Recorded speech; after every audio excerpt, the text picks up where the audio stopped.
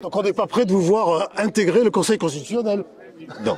On en a fait vraiment notre sport qu'on veut le plus pédagogique possible, puisqu'on va faire un parcours pédagogique maintenant avec l'ensemble des enfants du territoire, pour leur montrer, remettre ces valeurs au centre. Et puis l'intérêt, c'est qu'il est placé face au bassin, et donc les touristes peuvent le découvrir. Absolument.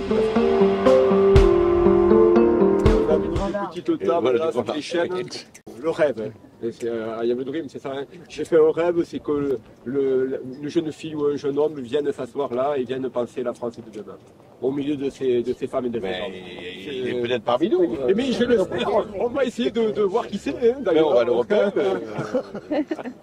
Et l'encourager, oui.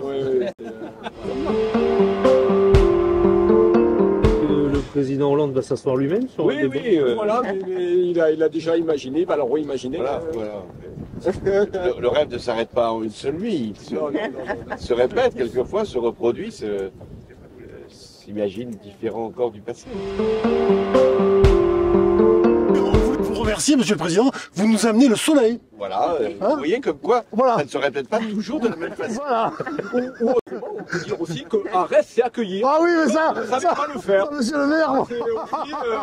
On sait accueillir. Ceux qui ne sont pas encore au Panthéon ont commencé par Arès, mais pour Janzé, il avait commencé au Panthéon.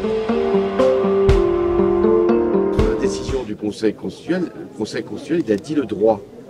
C'était son rôle. Il ne pouvait pas dire le juste. Il ne lui appartenait pas de dire le juste. Ça, c'était finalement au Parlement, dans des conditions que l'on sait, et au gouvernement et au président de la République de dire le juste.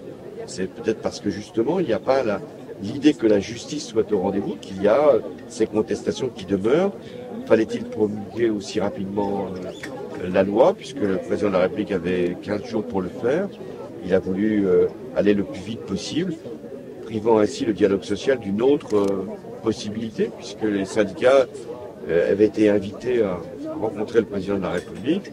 Je pense que dans le contexte que l'on sait de la promulgation, ce sera difficile de rétablir le dialogue social. Eh bien, je souhaite qu'il puisse y avoir dans les prochaines semaines, dans les prochains mois, un retour vers ce qui est la forme de la démocratie sociale, c'est-à-dire la reconnaissance des syndicats et des partenaires. La promulgation, elle était mécanique. Il ne pouvait pas faire autrement que de promulguer. Après, il pouvait prendre des initiatives. Visiblement, il n'y en aura pas. La démocratie a été un peu écornée ces derniers temps, selon vous.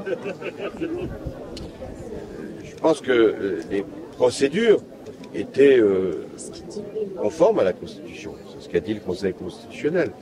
Est-ce qu'elles étaient conformes à ce que l'on espère d'une démocratie, c'est-à-dire un Parlement qui délibère, un vote qui puisse se faire, une démocratie sociale avec des syndicats qui puissent être entendus? Sans doute qu'il y a eu là des rendez-vous qui ont été manqués. Monsieur le Président, concernant l'éducation, parce que je sais que hier vous étiez à Langon avec des enfants et des étudiants. Mais vous savez tout. Ben oui, on se renseigne. Et je voulais savoir justement, parce qu'aujourd'hui Janzé, ministre de l'Éducation, justement, en quoi pour vous l'éducation c'est un ciment pour notre société et notre démocratie? D'abord parce que l'éducation, elle permet l'émancipation des individus. C'est par l'éducation qu'on devient un homme, une femme et aussi un citoyen. C'est l'éducation qui va faire qu'on va avoir une transmission de savoir, qu'on va pouvoir sortir de sa condition. C'est la condition même pour l'égalité. Et donc, pour moi, c'est très important. Souvent, on me demande qu'est-ce que fait un ancien président de la République. Oui. C'est une bonne question.